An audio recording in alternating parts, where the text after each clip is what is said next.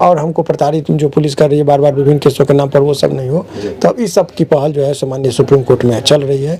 मनीष कश्यप का जो है सो जो पुलिस हिरासत की बातें हो रही है वो बढ़ता ही जा रहा है, घटने का नाम और मुश्किलें भी बढ़ती जा रही है। यस, इसमें कहीं जो है 167 सीआरपीसी की धारा, उसमें जो प्रावधान है कि 24 घंटा के अंदर यदि पूरी अनुसंधान नहीं हो तो लोगों को अधिकतम 15 दिनों के लिए जो है रिमांड पर दे सकता है। 14 दिन का ही उनको रिमांड पर भेजा जाता है, 14 दिन का 2 सप्ताह पर उसको उपस्थित होना पड़ता है, फिर उसको बढ़ा दिया, चाहे आप 7 साल भी रहेंगे तो भी 14-14 दिन करके बढ़ते रहता है। केस हुए हैं, उसके आधार पर आपको क्या लगता है सर कि कितने दिन की सजा हो सकती है? सजा या फिर अभी सजा के बारे में ज्यादा बातचीत करना नहीं ठीक होगा। बेल में जो है जिस हिसाब से है तो हाई कोर्ट तक तमिलनाडु मनीष कश्यप प्रकरण में रोज नया कुछ न कुछ मोड़ आते रहता है।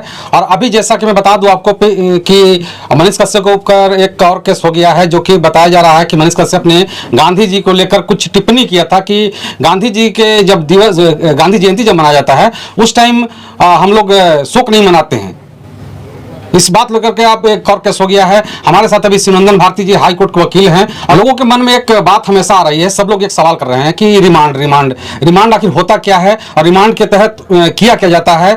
जो भी अपराधी माना जाता है जिसको रिमांड के बाद उसके साथ क्या किया जाता है। हालांकि तमिलनाडु पुलिस अभी रिमांड पर ले गई है, कितने दिनों की रिमांड पर ले गई है यह कह पाना बहुत मुश्किल है, इसलिए कि सब लोग अलग तरह से बात करते हैं। न्यूज वाले भी कुछ चला रहे हैं, कोई 7 दिन कहता है, कोई 14 दिन कहता है, लेकिन पुष्टि जानकारी किसी के पास नहीं है। सभी लोग सूत्रों के हवाले से लिख देते हैं, सूत्रों के हवाले से बोल देते हैं कि 14 दिन की रिमांड हो गई है। इस बात को मैं नहीं मानता हूं, लेकिन जो वहां जज बैठे हुए हैं, जो वहां के वकील हैं, वहां ये सब चीज बातें होती रहती हैं। सबसे पहले स्वागत है जी, बहुत बहुत शुक्रिया आपका, बहुत बहुत शुक्रिया सर।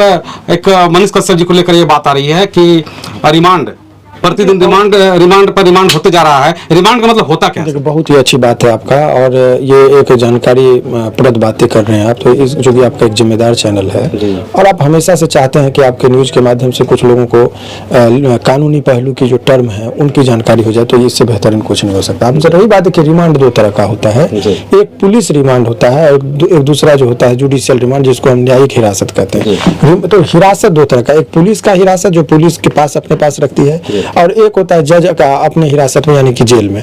तो जेल में आदमी चले जाने के बाद उसको जेल का जो है सो बहुत बड़ी, जितना बाहर में आप देखते हैं कि बहुत डर है, खौफ है, वो बहुत 80% लोगों को जेल में जाने के बाद खत्म हो जाता है, क्योंकि बहुत सारे लोग होते हैं, एक रूटीन होता है, 4000-5000 लोग होते हैं जेल के कैपेसिटी के अकॉर्डिंग, सभी को मैंने खेलते हैं, फुटबॉल होता है, क्रिकेट होता है, टीवी होता है, मैंने हर तरह का एंटरटेन का भी साधन होता है। लेकिन यही होता है कि उसको जेल से बाहर मैंने उतनी प्रताड़ना नहीं होता है। पुलिस के पास जब रहता है लोग, तो एक छोटा सा हाजत रूम देखते हैं, उसी रूम में रहना है, तो वो एक तरह का सेल टाइप का होता है कि एक छोटे से प्रेमिसेस में आपको रहना है। तो लोग चाहता है कि जल्दी से जल्दी पुलिस के चंगुल से हम निकलकर बड़े जगह यानी कि जेल में हम चले जाएंगे, इसीलिए ये सब मानसिक रूप से लोग साइकोलॉजिकली ये करते हैं। अब रही बात, तो अभी जो है सो वो अभी वहाँ पर पुलिस के रिमांड में जो रखा जाता है व्यक्ति को, तो मनीष को भी उसी में रखा गया है। अब सवाल यह है कि वो दिन प्रतिदिन जो बढ़ रहा है, तो उसमें कानून जो है 167 सीआरपीसी की धारा, उसमें जो प्रावधान है कि 24 घंटा के अंदर यदि पूरी अनुसंधान नहीं हो तो लोगों को अधिकतम 15 दिनों के लिए जो है रिमांड पर दे सकता है पुलिस को, लेकिन उसमें टाइम टू टाइम, नोट लगातार। अच्छा, लेकिन और रेयर एंड रेयरेस्ट सिचुएशन में इतना दिया जाता है। लेकिन इसमें पुलिस का जो टेक्निकल चीज है कि वो इनके ऊपर बहुत सारा केस हुआ है, तो और आईओ अलग अलग बना दिया गया है। तो आईओ जब अलग अलग बना दिया गया है, तो कुछ लोग चाह रहे हैं कि इसमें जो है सो हमने रिमांड पर लिया है, इस केस में 3 दिन का हुआ तो 3 दिन का इसमें होना चाहिए, 3 दिन का। तो ऐसे में जो है सो उनको बहुत दिनों तक रिमांड का स्कोप बना हुआ है, जिसका इस्तेमाल पुलिस कर रही है और जुडिशियल मजिस्ट्रेट जो है बार बार दे रहे हैं।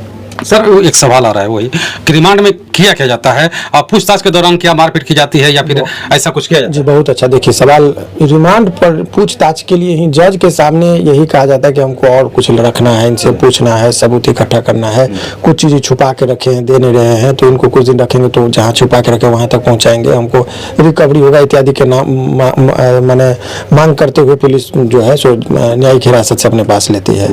परंतु व्यवहारिक मारना नहीं है, पीटना नहीं है, कुछ नहीं करना है, क्योंकि वो टाइम टू टाइम जब 2 दिन पर उसको चेकअप होता है, मेडिकल का सर्टिफिकेट लगता है कि इसके जख्म के निशान तो नहीं, सारा चीज होता है।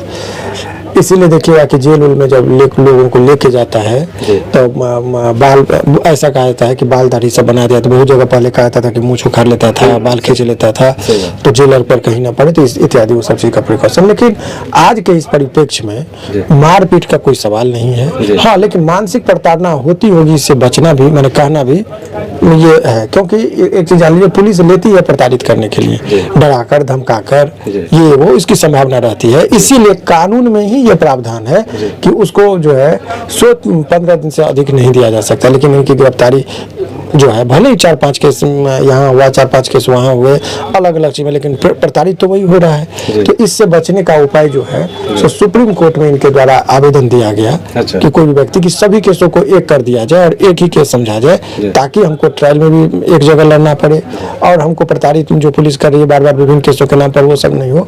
तब इस सब की पहल जो है सामान्य सुप्रीम कोर्ट में चल रही है। अब उनके न्याय में उनके फैसला में जो आएगा उसके अनुरूप ही ये केस चलेगा, यही चीज़ है। सर, हम एक चीज़ और जानना चाहेंगे, केस जितना भी केस उनके ऊपर हुआ है, क्या पुलिस सभी केसों में उन पर रिमांड करेगी? देखिए, ये तो पुलिस के विवेकाधीन है कि वो कितने केसों में रिमांड का वो डिमांड करती है। अब जैसे महात्मा गांधी पर उन्होंने कोई बयान दिया तो उस पर रिमांड लेने का क्या मतलब? वो तो पब्लिक डोमेन में उसका वीडियो है, उसके आधार पर वो साक्ष्य संग्रह करके अपना चार्जशीट जमा करेंगे। तो वो निर्भर करता है कि कौन कैसी परिस्थिति का केस है।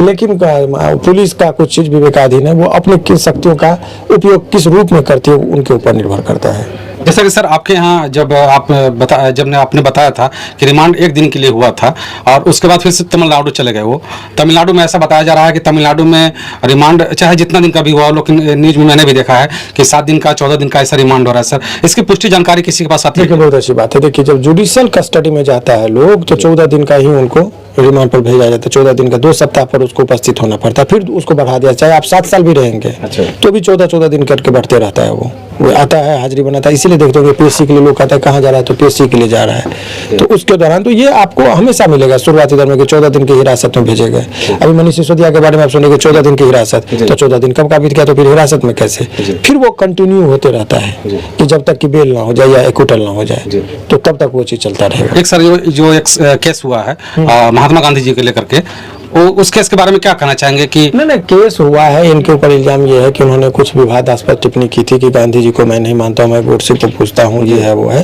तो वो एक पुराना 2016 का वीडियो है, जो वीडियो के आधार वायरल होने के आधार पर जो है तो उस पर भी एक और केस की गई है। अब उसमें भी इनको बेल लेना पड़ेगा। केस हो जाने के बाद तो यही है कि आपको बेल लेना पड़ेगा, तो वही बात अभी चल रही है। बाद में जो कुछ भी हो अलग बात है, ट्रायल के बाद, लेकिन बिल तो लेना ही लेना है। बिल्कुल है ना? बिल्कुल बिल्कुल बिल्कुल। सर, अभी तक जो स्थिति है बनी हुई है मनीष कश्यप की, जितने भी केस हुए हैं उसके आधार पर आपको क्या लगता है सर कि कितने दिन की सजा हो सकती है? सजा या फिर अभी सजा के बारे में ज्यादा बातचीत करना नहीं ठीक होगा। बेल में जो है जिस हिसाब से है तो हाई कोर्ट तक आते आते 6 महीने का प्रोसेस लग जाता है।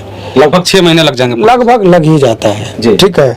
अब जो प्रक्रियात्मक चीजें हैं हाई कोर्ट तक आने में, आपको लोअर कोर्ट में इस तरह की प्रोसेस में, तो इनको भी हमको लगता है कि यदि लोअर कोर्ट बेल नहीं देगी तो 6 महीना भी रहना पड़ेगा। लोअर कोर्ट बेल दे देगी तो 1 महीने में, लेकिन लोअर कोर्ट में संभावना ऐसे नंबर ऑफ केसेस हो गया है तो थोड़ा सा कम बुझा रहा है। मेरा अपना जो एक्सपीरियंस के आधार पर बोल रहा हूँ, बाकी न्यायालय में जो कुछ भी हो सकता है।